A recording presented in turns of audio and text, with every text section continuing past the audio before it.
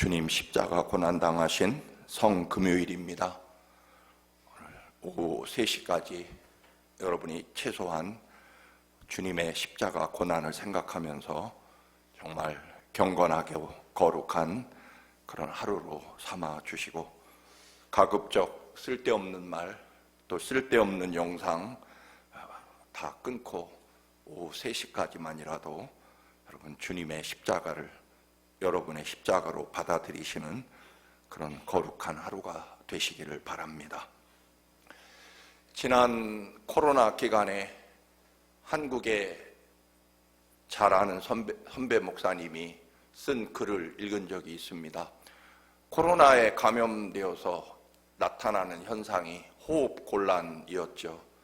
그래서 숨을 쉴 수가 없어서 응급실에 가서 꼭 하루 동안 산소 호흡기를 끼고 이제 건강이 나름대로 회복되고, 또 너무 많은 환자들이 밀려오니까 결국 하루 만에 이제 퇴원하게 됐습니다. 나올 때 병원 청구서를 보니까 의료보험 코로나 치료는 다 무료로 해 주었는데, 그 무료 내역서에 보니까 산소 호흡기 마신 그 비용이 50만 원 이렇게 적혀 있는 것을 보고, 갑자기 이 90세 된 원로 목사님께서 그 병원 청구서를 보고 눈물을 흘리기 시작합니다. 의사 선생님이 놀래가지고, 할아버지, 아버님, 이 코로나는 국가에서 다 치료해 주니까 걱정하지 마시고 부담 갖지 마십시오 라고, 아마 병원비 때문에 눈물을 흘리며 통곡하는 줄 알고 걱정하시지 말라고 그렇게 위로를 해 주었다고 합니다. 그런데 목사님은 의사 선생님에게 눈물을 그치고, 선생님, 제가 목사로 살았고 90년 살았는데 그동안 평생 산소를 마시며 산 거에 대해서 목사지만 진짜로 감사한 적이 없습니다. 오늘 이렇게 하루 24시간 산소 마시고 나왔더니 50만 원 청구를 받으면서 하나님 앞에 얼마나 죄송하고 부끄러운지 모릅니다. 90년 동안 마신 산소를 한 번도 고마워하고 진심으로 감사한 적이 없기 때문입니다 라고 그렇게 통곡하며 회개하고, 당장 마을로 돌아와서 마을 잔치를 열어서 사람들에게 우리가 얼마나 고맙고 또 여러분이 고마운지 잔치를 열었다라고 하는 그런 글을 읽은 적이 있습니다. 특별히 성금요일에 여러분 하나님 나라 갈 때까지 그제는 사람에서 벗어난 것 쉽지 않다라고 말씀드렸습니다. 또 물질에서 거듭나기가 쉽지 않다라고 말씀드렸습니다만, 사실은 이건 더더욱 어려운 거듭남이 하나 있을 것입니다. 제목처럼 교만에서 거듭난다라고 하는 것은 쉽지 않습니다. 왜냐하면 이것은 늘 표현하는 대로 아주 악성암과 같아서 죽을 때까지도 깨닫지 못하는 것이 이 교만이라고 하는 신앙 영적인 질병이기 때문에 그렇습니다. 하나님은 교만을 가장 미워하십니다.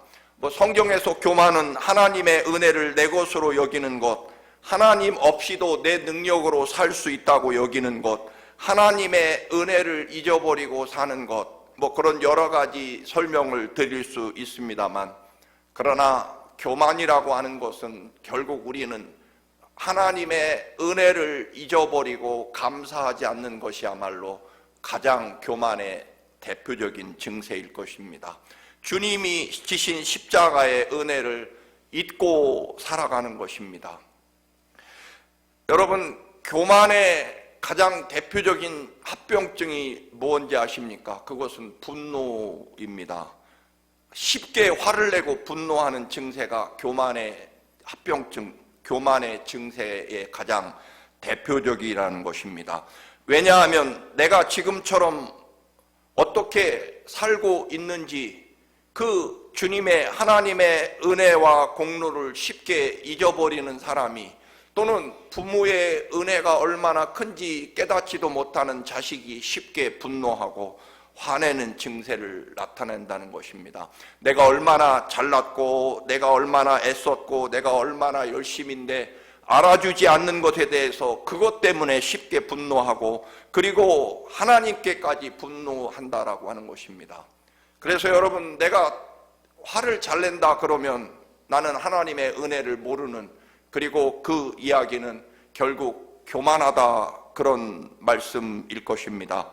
그래서 늘 말씀드리는 대로 오히려 믿음이 좋은 사람들이, 신앙적으로 열심인 사람들이 오히려 다른 영혼, 다른 신자들을 죽게 만드는 경우가 얼마든지 있다라고 하는 것입니다. 하나님을 위해 목숨을 바칠 수 있던 바리새인들이 한 일은 하나님의 아들 구세주로 오신 예수님을 십자가에 못 박아 죽이는 일을 합니다. 그 당시 유대인들에게서 하나님을 목숨 걸고 가장 사랑하는 사람들이 바리새인이었습니다. 왜 그러냐면 예수님은 바리새인들의 위선과 교만을 지적하고 칭찬한 적이 없으시기 때문입니다. 물론 그들의 율법적인 삶에 대해서 본받아야 된다고 말씀하셨지만 여러분, 그것이 다 위선과 거짓, 자기 자랑이었기 때문에 결국 예수님은 독사의 자식들, 멸망의 자식들이라고 그렇게 주님이 많은 사람들 앞에서 바리새인들의 위선과 거짓된 신앙을 지적하셨기 때문에 이 사람들은 우리가 어떻게 하나님을 잘 믿고 있는데 하면서 예수님을 십자가에 죽이는 분노를 표출했다라고 하는 것입니다. 하나님의 은혜는 겸손의 문을 통해서 들어온다. 여러분, 하나님 은혜는 철저하게 겸손의 문을 통해서 들어오고, 여러분, 사탄과 멸망은 교만의 문을 통해서 들어온다라고 하는 말이 있습니다. 아주 간단하지만 여러분들에게 누차 말씀드린 대로 내가 교만한지 분별하는 아주 쉬운 감별법이 있습니다. 여러분, 교만이라고 하는 우리 영적인 암의 증세, 아마 깨달으면 3기쯤 될 것입니다. 교만의 3기 증세는 그래도 나는 다른 사람보다는 교만하지 않다, 그래도 나는 다른 사람과 비교해서 겸손한 편이다라고 하는 게 교만의 3기 증세에 도달한 사람이라고 합니다. 치유 불가능한 교만 4기, 거의 말기 증세는 말씀드린 대로 죄송합니다. 나는 그래도 다른 사람에 비해서 겸손한 편이다, 그렇게 생각하고 말하면 교만병의 4기에 해당한 치유가 어려운 증세에 해당하고, 여러분, 교만의 사형선고, 구제불능은 어떤 말이냐면 저 인간은 도대체 언제쯤 교만이 꺾이고 사람 될까? 이 말하면 우리는 교만 불치병에 걸린 말기 사망 선고를 받은 교만의 증세다. 처음, 나는 그래도 교만하지 않다. 두 번째는 그래도 나는 누구에 비해서 겸손한 편이다. 말기 아예 구제불능은 저 인간은 도대체 언제쯤 저 교만이 꺾여서 겸손할까라고 그 누군가를 지적하는 단계에 이르면 교만의 사망 진단을 받은 것이다 라고 그렇게 말을 할 수 있다는 것이나, 물론 지어낸 얘기지만 굉장히 가만히 곰곰이 들여다보면 일리 있는 이야기일 것입니다. 사랑하는 교우 여러분, 베들레헴 마구간에 찾아오셔서 벌레만도 못한 사람으로 찾아오셔서 십자가에 나를 위해 죽으신 주님의 십자가 앞에서 우리는 감히 겸손이라는 단어조차 입에 담을 수 없을 것입니다. 내가 죄인됨을 인정하고 어떻게 구원받았는지 감사하는 것, 그 감사가 없으면 우리는 결국 교만의 증세에 해당하고 있다라고 하는 것입니다. 결국 모든 질병이 그렇듯이 내가 이런 질병에 걸려 있다라고 하는 것을 인정하는 것으로부터 치유가 시작된다라고 하는 것입니다.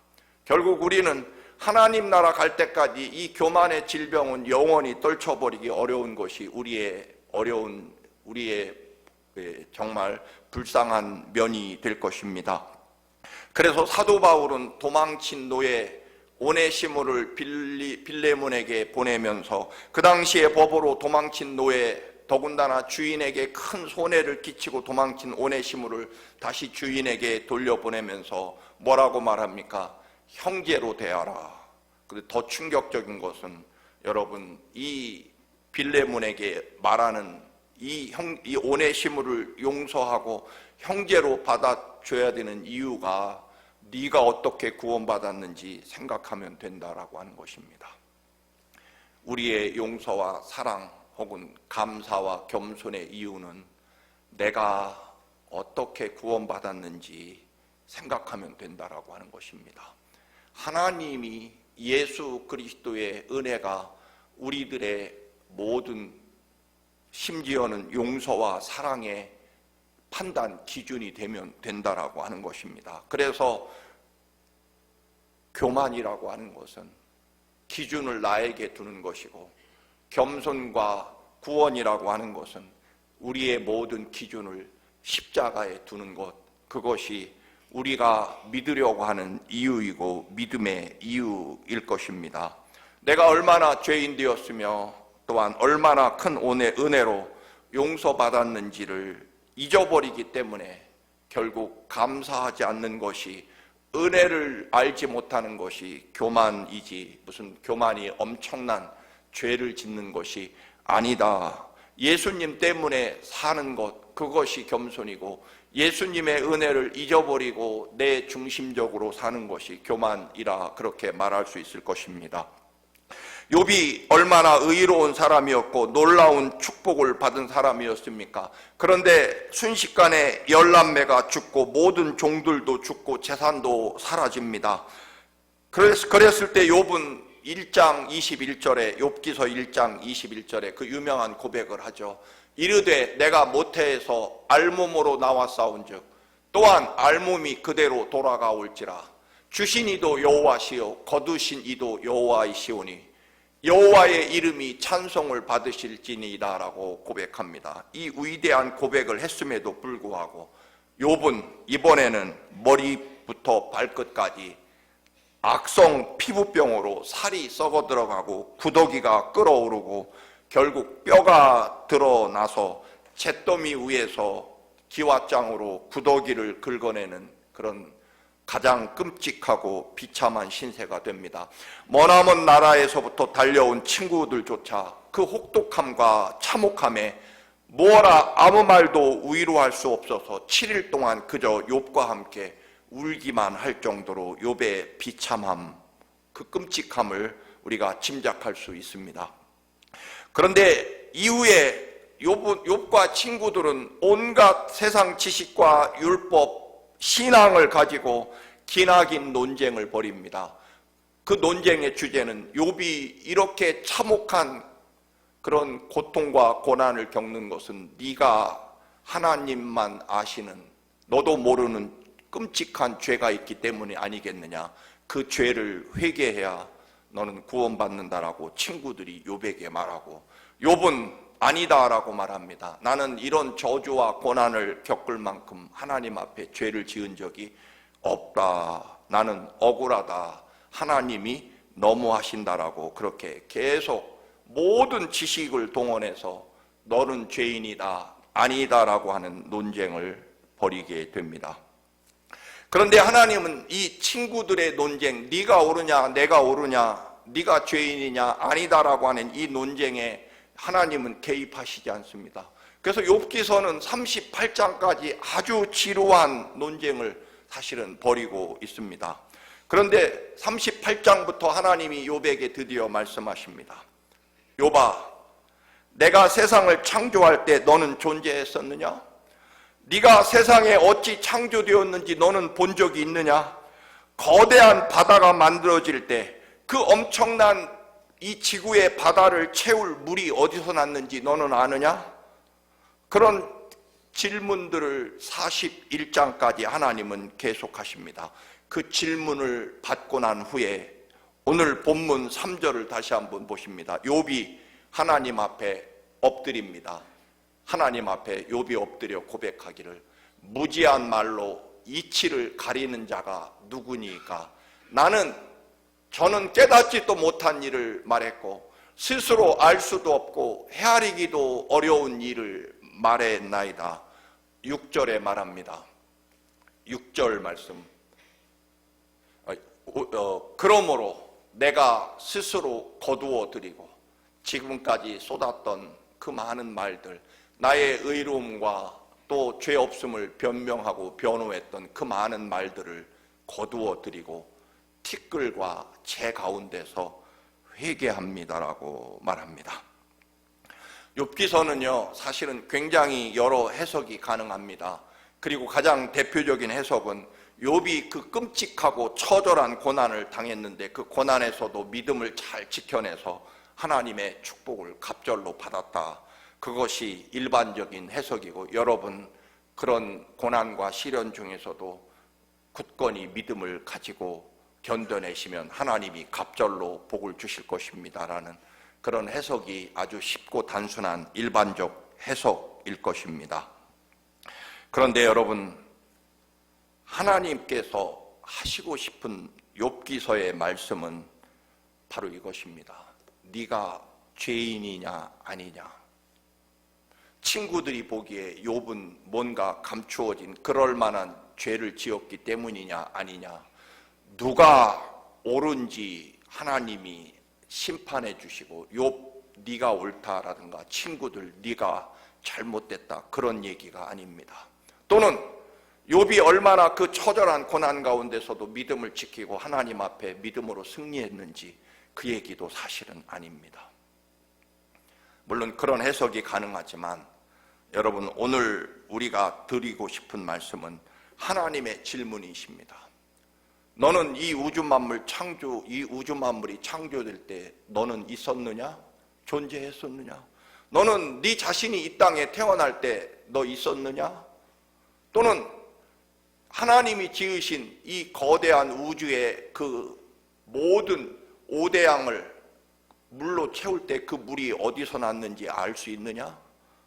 그런 등등의 질문을 가지고 욥에게 말씀하십니다. 이 말은요, 결국 이럴 것입니다. 쉽게 표현한다면 이 거대한 우주 안에 여러분, 인간이 우주선을 만들어 보낸다고 해서 여러분, 그게 이 수십억 빛이 가야 되는 이 거대한 우주에 우주선이 날아가서 우리가 뭐 달에 간다 또는 화성에 간다, 물론 대단한 이야기입니다만 이 거대한 우주 앞에서는 여러분 정말 눈꼽만큼도 안 되는 그런 일들일 것입니다. 그래서 중국이 우주선을 띄웠고 일본이 우주선을 보냈고 우리 대한민국은 아직 거기에 미치지 못하고 소련이나 미국은 수십 년 전에 벌써 달에 우주선을 보냈고 그래서 미국과 러시아가 대단히 선진국이고 이제는 중국이나 일본이 뒤를 따라가고 있고 뭐 그런 등등의 논쟁을 마치 욥과 욥의 친구들이 하는 것처럼 여러분, 그러나 이 우주에서 보면 우주선이 날아간 거리는 눈곱 그게 뭡니까? 아예 보이지도 않을 만큼 정말 표현조차 할 수 없을 만큼 아주 작은 일일 것입니다.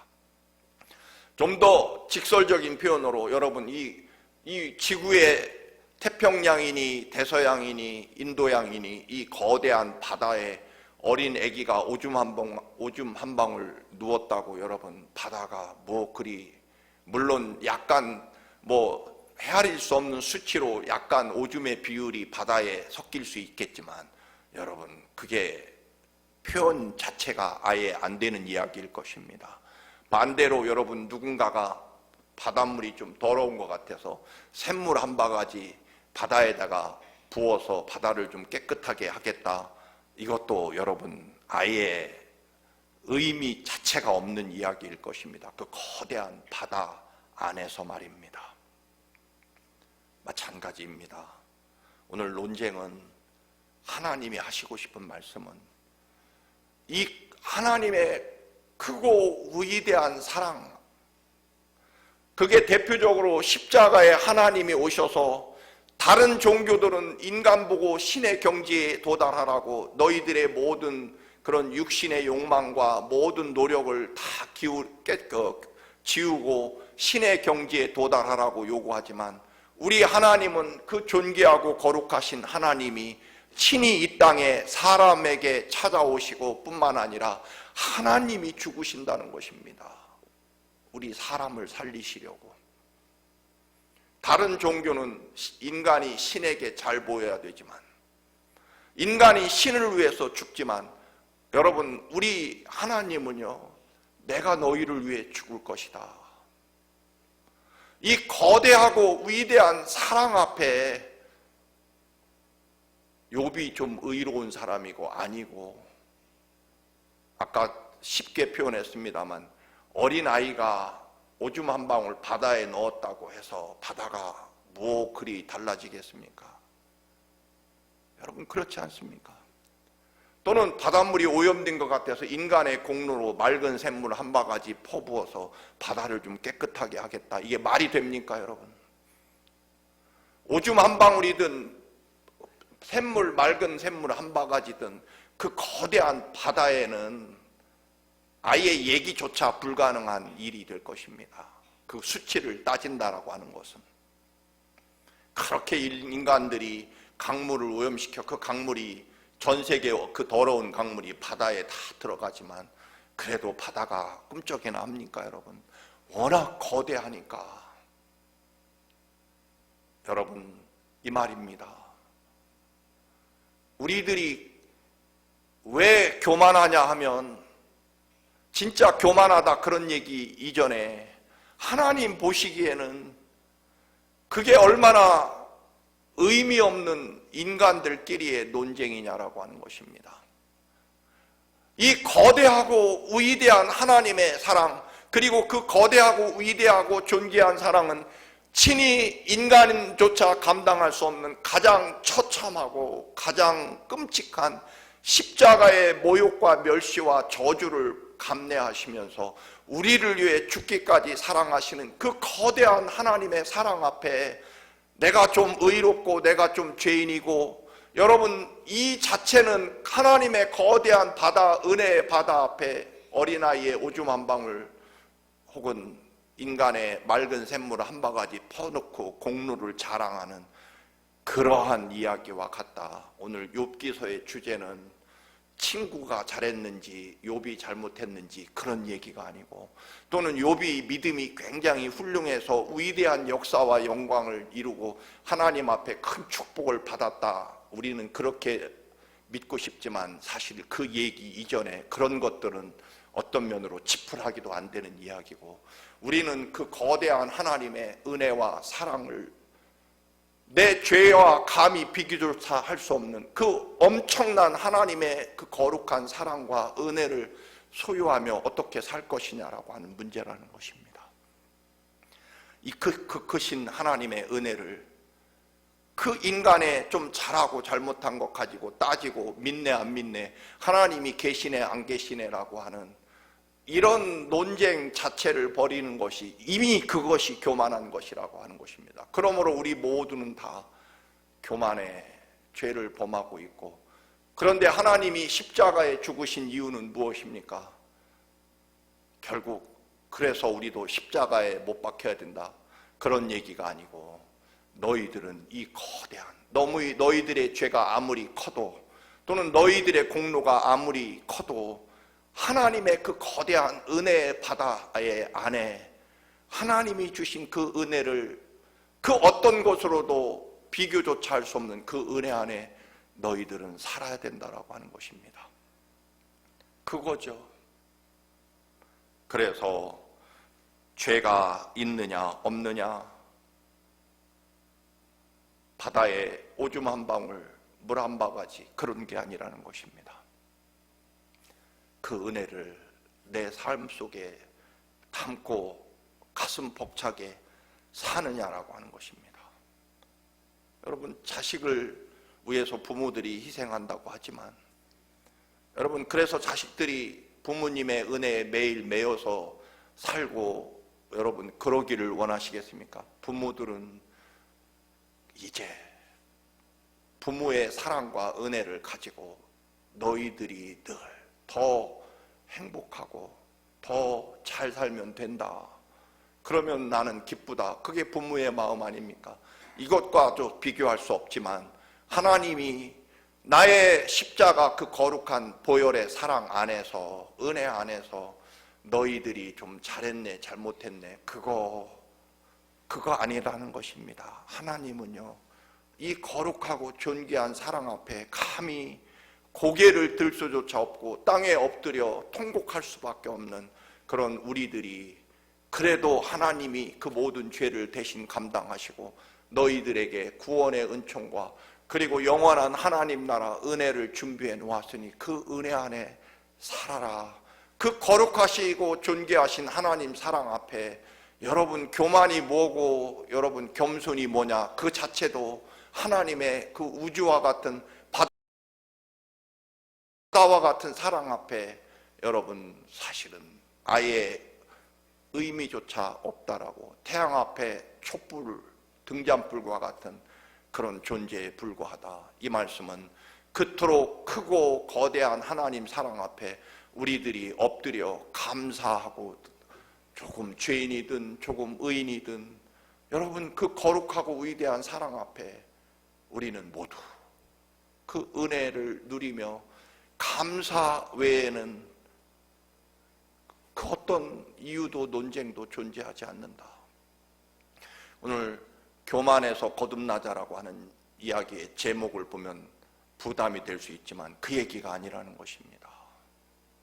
하나님이 얼마나 위대한 사랑을 소유하고 살아가는지 우리가 다 헤아리지도 표현하지도 못하지만, 아까 산소호흡기를 낀 거 90평생 감사한 적이 없다고 하지만 얘기를 듣고 보면 고개를 끄덕끄덕 하지만, 그러나 여러분 그렇다고 해서 여러분에게 하루에 5만 원씩이라도 감사해야 된다, 그런 얘기가 아닙니다. 하나님은 그런 얘기가 아니고 그 은혜를 너희들이 마음껏 누리며 하나님 은혜가 얼마나 크고 감사한지 그 은혜 안에 기쁨과 감사함 가운데 하나님의 바다와 같은 사랑 안에 너희들의 허물과 부끄러움과 또 때로는 잘난 척하고 교만한 것조차도 다 담고 하나님의 은혜 안에서는 그게 아이의 오줌 한 방울도 안 된다. 그러니 마음 놓고 사랑하고 감사하고 용서하며 그 은혜 안에 그 큰 은혜를 감당하며 살라시는 것입니다. 여러분 그 은혜를 깨닫고 그 은혜 앞에서 여러분 우리가 어떤 말을 할 수가 있겠습니까? 그 감사함으로 은혜 안에 살자는 것입니다. 내 공로, 내 죄 또는 내 공로, 다른 사람의 잘못, 여러분 사실은 나의 교만조차도 여러분 큰 문제인 것 같지만 하나님의 은혜의 바다로 다 덮을 수 있고 주님의 보혈의 은총으로 다 덮여줄 터이니 그 은혜 안에, 은혜의 바다 안에 사시는, 그래서 날마다 우리는 감사 또 감사함으로 사는 것, 그게 교만하지 않는 길이고 교만에서 거듭나는 길이 될 것입니다.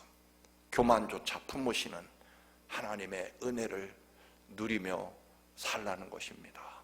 여러분 감사하며 또 감사하며 사시는 여러분의 믿음이 되시기를 주님의 이름으로 축원합니다.